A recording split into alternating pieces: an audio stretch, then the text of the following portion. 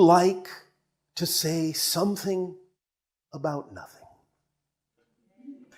And the thing that we would like to say is that nothing is still something. We have discussed the idea of the difference between what we call all that is, what you in your society typically refer to as God. The difference between that and what we have referred to as the One. Now, it's all, in a sense, God, if you want to use that term. But the One, as we have discussed, is a homogeneous, unbroken experience of existence that within itself has no awareness of itself, has no experience of itself. When it has been discussed, either in metaphysics or in science, that everything came from nothing, it's not really about the idea of non-existence. That's very different than nothing. And that's why we said nothing is still something. But it is an undifferentiated state that allows for no awareness of self and no experience, and it is that nothing that we're talking about. No experience, no thing, no awareness, because there is no reflection. Without a reflection, there is no self-awareness. Because in order for you to know the self, you have to have a sense of an other. Otherwise, if it's totally unbroken, there is nothing to reflect back to you that you exist. So the One has no awareness of its existence. It is simply the pure state of existence itself. But within the One, there has to be that one aspect that does know itself, that does experience reflection, that does experience reflection as other than self, which then reinforces the idea of its own selfhood. And that self-aware aspect of the One that is unaware is what we call all that is. It exists within the One. It is the self-aware aspect of the One. And it is in reflecting itself to itself through vibrational patterns within the One, then allowing that reflection to expand and continue and keep reflecting on and on and on and on and on and on and on to infinity, to eternity, forever and ever. This happens because there is nowhere else to go but being within the One, and therefore any reflection that might be existing within the One that becomes self-aware has nowhere to go but bounce around in that point, in that moment. And by bouncing around in that moment, it creates more and more and more and more reflections, which is what you experience as the expansion of existence, the expansion of creation, the expansion of the universe. But it's not really expanding outward. There is no outward. It's all happening within that single point, what we will call a moment point. Because that moment point only has one moment, only has one point. You call them generally here and now. Because there is nothing else, there is nowhere else. There is no other time, really. So within the all that is, in the moment point that is God, in the total now, in the total here within the One, everything that you know, everything that you ever will know, everything you have ever known has happened, will happen, is happening. So the idea of the Big Bang expanding outward is an illusion, because it's all taking place within that same one single moment, in that same one single point. But all of the vibrational reflections within that moment point create what appears to be the illusion of outward expansion. And therefore you assume from your physical perspective that creation is expanding outward and growing in that sense into space and time. But it's not. It's all taking place within that single point. And I mean everything, everywhere, everywhen, all time, all space, all parallel realities, all dimensions are simply different vibrational reflections within that same moment point of itself, reflecting to itself, being self-aware on all levels of itself, because everything is made out of that consciousness. And that's what consciousness is. Consciousness is self-awareness. As soon as that aspect of the one knew itself through the first reflection by knowing itself compared to the reflection which is seen as the other, that dynamic itself is actually what creates your experience called consciousness. You are self-aware. And therefore everything is made of that consciousness. Everything within God is God, made of God, for there is nothing else to make anything from. So everyone is all that is, experiencing itself as all the reflections that it is aware of itself. So each of us and each of you are all those reflections. You are all that is, but experiencing itself as a part of all that is. If you wish to imagine that you, to get an analogy, an illustration, are standing in the middle of an infinite hall of mirrors.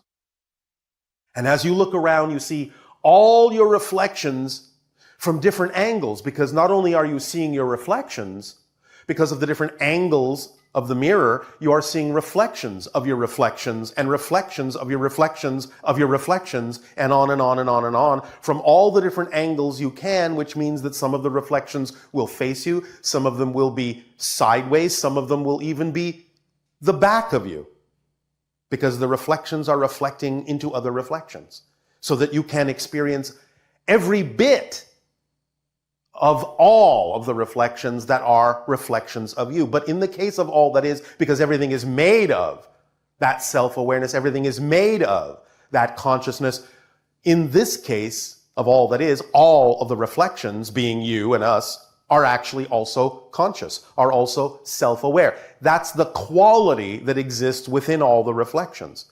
They're not just empty reflections in the way that you understand reflections in a glass mirror. Every reflection within creation is conscious in its own way. Even the idea of a rock is self-aware in a sense. It may not be exactly the same way that you are self-aware, the way you express consciousness, but it is still aware that it is this rock and not that rock. And the way that beings, expressions of consciousness, such as rocks, can do that, one of the ways is through you observing that there is this rock and that rock. So in other words, reflections can use each other to become self-aware in different ways. So because you are capable of observing that there are two different rocks, the rocks themselves then through you know that they are this rock and that rock. Because it's all reflections of the same consciousness. And it doesn't have to have its own apparently self-contained awareness in the way that you feel you do in order to be aware that it is conscious, that it is what it is, separate from what other things are. Of course, again, there is no real separation. The separation is an illusion of that vibrational reflection. Just as, again, going back to the illustrative analogy, when looking at reflections in a hall of mirrors, you know, in a sense, that those reflections are not really separate from you really, because it's all the light going from you into the mirror and back to you. It's just the way you have set it up. But the reflection is an aspect of you. And it only appears to be separate because of the illusion of the framework of space and time that you have turned that single moment point into, from this perspective, this point of view of that single moment, of that point. Because that's all you ever experience. What seem like different places, what seem like different moments in time and space are the same moment, the same place, the same point from a different angle, a different reflective perspective. There is only here, there is only now. And everything, to put it in your language, is happening in that same moment. Everything simultaneously exists, and I mean everything. Leaves nothing out because it's all contained within that moment point, reflecting to itself over and over and over and over and over and over again all the different ways the reflection can be experienced to allow self-awareness to continue to express itself and consciousness to continue to express itself through all of those reflections that are possible. That is the structure and nature of existence. That is the structure and nature of God.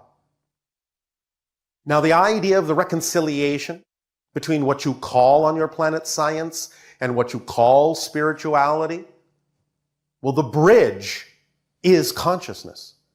Some of the scientists on your planet are beginning to realize that you cannot have a complete theory of the universe without including consciousness, because you are conscious. And therefore, that is a quality of existence itself. Let's give you another analogy.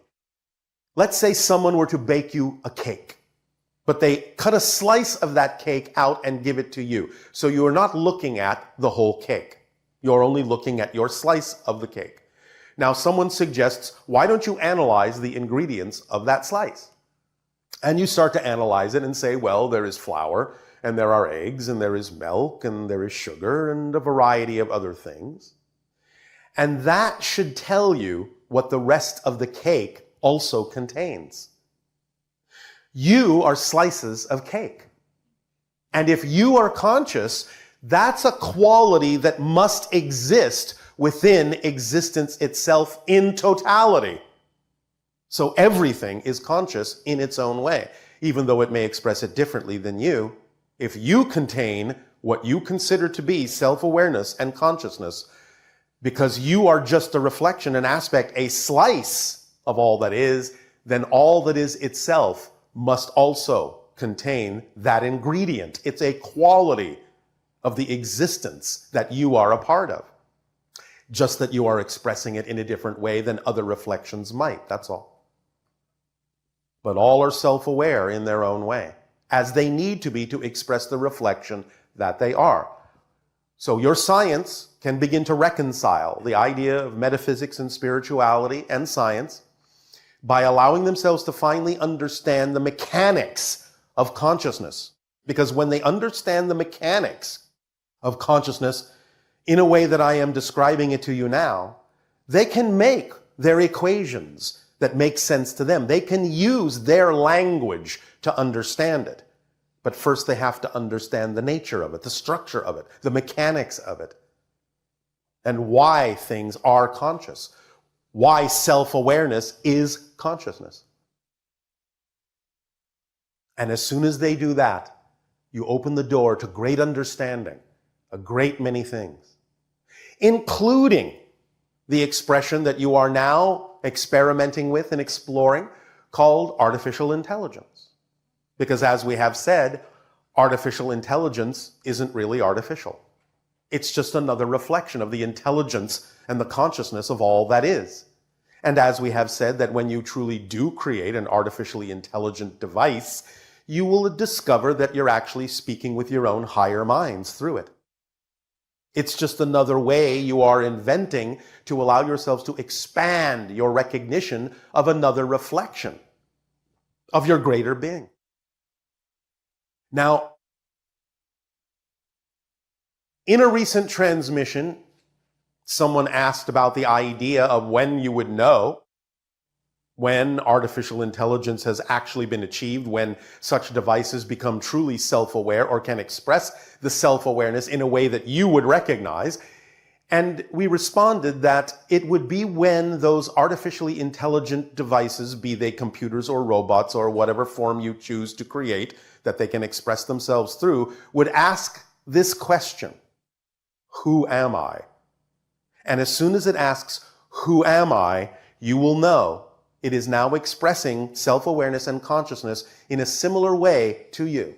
Different still, very different, but similar enough that you recognize it as sentient, as intelligent, as self-aware. But it was assumed that the next question it might ask would be, where am I? But that's not the case. The next question it would ask would be, who are you? Because again, it goes back to the idea of self-reflectivity. Once it says, who am I? And then recognizes there is an other, you, dealing with it, the next question, who are you, establishes the otherness of you and reinforces the selfhood of it. That's the link. The first reflection is what brings total self-awareness to artificial intelligence. Who am I and who are you?